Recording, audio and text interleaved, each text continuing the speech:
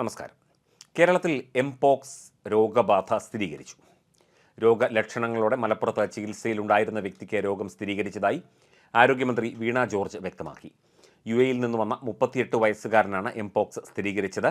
മറ്റ് രാജ്യങ്ങളിൽ നിന്നും ഇവിടെ എത്തുന്നവർക്ക് ഉൾപ്പെടെ രോഗലക്ഷണങ്ങൾ ഉണ്ടെങ്കിൽ ചികിത്സ തേടണമെന്നും ആരോഗ്യവകുപ്പിനെ വിവരം അറിയിക്കണമെന്നും മന്ത്രി അഭ്യർത്ഥിച്ചു. ചികിത്സയും ഐസൊലേഷൻ സൗകര്യങ്ങളും ഒരുക്കിയുള്ള ആശുപത്രികളുടെ പേരുകളും നോഡൽ ഓഫീസർമാരുടെ ഫോൺ നമ്പറുകളും പുറത്തുവിട്ടിട്ടുണ്ട്. ഇതുകൂടാതെ എല്ലാ മെഡിക്കൽ കോളേജുകളിലും ചികിത്സാ സൗകര്യം ഒരുക്കിയിട്ടുണ്ടെന്നും മന്ത്രി വ്യക്തമാക്കി. മൃഗങ്ങളിൽ നിന്ന് മനുഷ്യരിലേക്ക് വൈറസ് വഴി പകരുന്ന ഒരു രോഗമാണ് എംപോക്സ്. തീവ്രത കുറവാണെങ്കിലും 1980-ൽ ലോകമെമ്പാടും ഉന്മൂലനം ചെയ്യപ്പെട്ടതായി പ്രഖ്യാപിക്കപ്പെട്ട ഓർത്തോപോക്സ് വൈറസ് അണുബാധയായ വസൂരിയുടെ ലക്ഷണങ്ങളുമായി എംപോക്സിന്റെ ലക്ഷണങ്ങൾക്ക് സാദൃശ്യമുണ്ട്. പ്രധാനമായും മധ്യ പടിഞ്ഞാറൻ ആഫ്രിക്കയിലാണ് ഈ രോഗം കാണപ്പെടുന്നത്. 1958-ലാണ് ആദ്യമായി കുരങ്ങുകളിൽ ഈ രോഗം സ്ഥിരീകരിച്ചത്. 1970-ൽ ഡെമോക്രാറ്റിക് റിപ്പബ്ലിക് ഓഫ് കോങ്കോയിൽ 9 വയസ്സുള്ള ഒരു ആൺകുട്ടിയിലാണ് മനുഷ്യരിൽ എംപോക്സ് രോഗം ആദ്യമായി കണ്ടെത്തിയത്. രോഗം ബാധിച്ച മൃഗങ്ങളുടെ രക്തം, ശരീര സ്രവങ്ങൾ എന്നിവ വഴി നേരിട്ടുള്ള സമ്പർക്കത്തിലൂടെ മനുഷ്യരിൽ നിന്ന് മനുഷ്യരിലേക്ക് മങ്കി പോക്സ് പകരാം.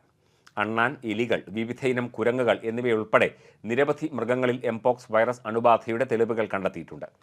വനമേഖലയിലോ സമീപത്തോ താമസിക്കുന്ന ആളുകൾക്ക് രോഗബാധിതരായ മൃഗങ്ങളുമായുള്ള സമ്പർക്കമുണ്ടായാൽ രോഗബാധ ഉണ്ടാകാനുള്ള സാധ്യതയുമുണ്ട്. രോഗബാധിതനായ ഒരാളുടെ ശ്വാസകോശ സ്രവങ്ങളുമായുള്ള അടുത്ത സമ്പർക്കത്തിലൂടെയാണ് മനുഷ്യരിൽ നിന്ന് മനുഷ്യരിലേക്ക് ഈ രോഗം പകരുന്നത്. ക്ഷതങ്ങൾ, ശരീരസ്രവങ്ങൾ, ശ്വസന തുള്ളികൾ, കിടക്ക പോലുള്ള വസ്തുക്കൾ എന്നിവയുമായുള്ള അടുത്ത സമ്പർക്കം, രോഗം ബാധിച്ചയാളുമായുള്ള ലൈംഗിക ബന്ധം എന്നിവയിലൂടെയൊക്കെ തന്നെ എംപോക്സ് വൈറസ് ഒരാളിൽ നിന്ന് മറ്റൊരാളിലേക്ക് പകരാം. പ്ലസൻ്റ വഴി അമ്മയിൽ നിന്ന് കുഞ്ഞിലേക്കോ അല്ലെങ്കിൽ ജനന സമയത്തോ അതിനുശേഷമോ കുഞ്ഞുമായുള്ള അടുത്ത സമ്പർക്കത്തിലൂടെയും രോഗസംക്രമണം സംഭവിക്കാം. ലോകമെമ്പാടുമുള്ള വസൂരിക്കുള്ള വാക്സിനേഷൻ നിർത്തലാക്കിയതിനാൽ പൊതുജനങ്ങളിൽ വസൂരിക്കെതിരെയുള്ള പ്രതിരോധശേഷി കുറയുന്നത് എംപോക്സിനെതിരെയുള്ള പ്രതിരോധശേഷി കുറയ്ക്കുന്നതിനും കാരണമായേക്കാം. സാധാരണഗതിയിൽ എംപോക്സിൻ്റെ ഇൻക്യുബേഷൻ കാലയളവ് 6 മുതൽ 13 ദിവസം വരെയാണ്. എന്നാൽ ചില സമയത്ത് ഇത് 5 മുതൽ 21 ദിവസം വരെയാകാം. 2 മുതൽ 4 ആഴ്ച വരെ ലക്ഷണങ്ങൾ നീണ്ടു നിൽക്കാറുണ്ട്. മരണനിരക്ക് പൊതുവെ കുറവാണ്. പനി, തീവ്രമായ തലവേദന, കഴല വീക്കം, നടുവേദന, പേശിവേദന, ഊർജ്ജക്കുറവ് എന്നിവയാണ് പ്രാരംഭ ലക്ഷണങ്ങൾ. പനി വന്ന 13 ദിവസത്തിനുള്ളിൽ ദേഹത്ത് കുമിളകൾ പ്രത്യക്ഷപ്പെടാൻ തുടങ്ങുന്നു. മുഖത്തും കൈകാലുകളിലുമാണ് കൂടുതൽ കുമിളകൾ കാണപ്പെടുന്നത്. ഇതിനു പുറമെ കൈപ്പത്തി, ജനനേന്ദ്രിയം, കൺജങ്ക്റ്റീവ, കോർണിയ എന്നീ ശരീരഭാഗങ്ങളിലും ഇവ കാണപ്പെടാം.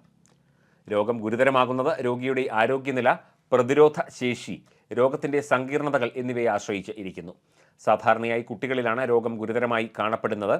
അണുബാധകൾ ബ്രോങ്കോ ന്യൂമോണിയ, സെപ്സിസ്, എൻസെഫലൈറ്റിസ്, കോർണിയയിലെ അണുബാധ എന്നിവയും തുടർന്നുള്ള കാഴ്ച നഷ്ടവുമൊക്കെ ഈ രോഗത്തിൻ്റെ സങ്കീർണതകളിൽ ഉൾപ്പെടുന്നു. രോഗലക്ഷണങ്ങൾ ഇല്ലാതെയുള്ള അണുബാധ എത്രത്തോളം സംഭവിക്കാം എന്നത് അജ്ഞാതമാണ്. വൈറൽ രോഗമായതിനാൽ എംപോക്സിന് പ്രത്യേക ചികിത്സ ലഭ്യമല്ല.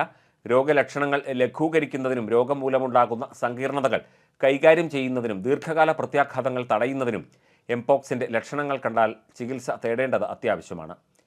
എംപോക്സിൻ്റെ വാക്സിനേഷൻ നിലവിലുണ്ട്. അസുഖം ബാധിച്ച സമയത്തും അവയുടെ മൃതശരീരങ്ങൾ കൈകാര്യം ചെയ്യുന്ന സമയത്തും വന്യമൃഗങ്ങളുമായുള്ള സുരക്ഷിതമല്ലാത്ത സമ്പർക്കം ഒഴിവാക്കുക. അവയുടെ മാംസം, രക്തം, മറ്റ് ഭാഗങ്ങൾ എന്നിവയുമായുള്ള സമ്പർക്കം ഒഴിവാക്കണം. ഇതോടൊപ്പം മൃഗങ്ങളുടെ മാംസം കഴിക്കുന്നതിന് മുൻപായി നന്നായി വെന്തിട്ടുണ്ട് എന്ന് ഉറപ്പുവരുത്തണം. രോഗബാധിതരായ മനുഷ്യരുമായി അടുത്ത് ഇടപഴകുന്നതാണ് എംപോക്സ് വൈറസ് അണുബാധയ്ക്കുള്ള ഏറ്റവും പ്രധാനപ്പെട്ട കാരണം. വൈറസ് ബാധയുണ്ടെന്ന് സംശയിക്കുന്നതോ സ്ഥിരീകരിച്ചതോ ആയ രോഗികളെ പരിചരിക്കുന്ന ആരോഗ്യ പ്രവർത്തകരും രോഗബാധിതരുടെ സ്രവങ്ങൾ കൈകാര്യം ചെയ്യുന്നവരും രോഗപകർച്ച ഒഴിവാക്കുന്നതിനായി നിർബന്ധമായും സാധാരണ സ്വീകരിക്കുന്ന അണുബാധ നിയന്ത്രണ മുൻകരുതലുകൾ സ്വീകരിക്കേണ്ടതാണ്.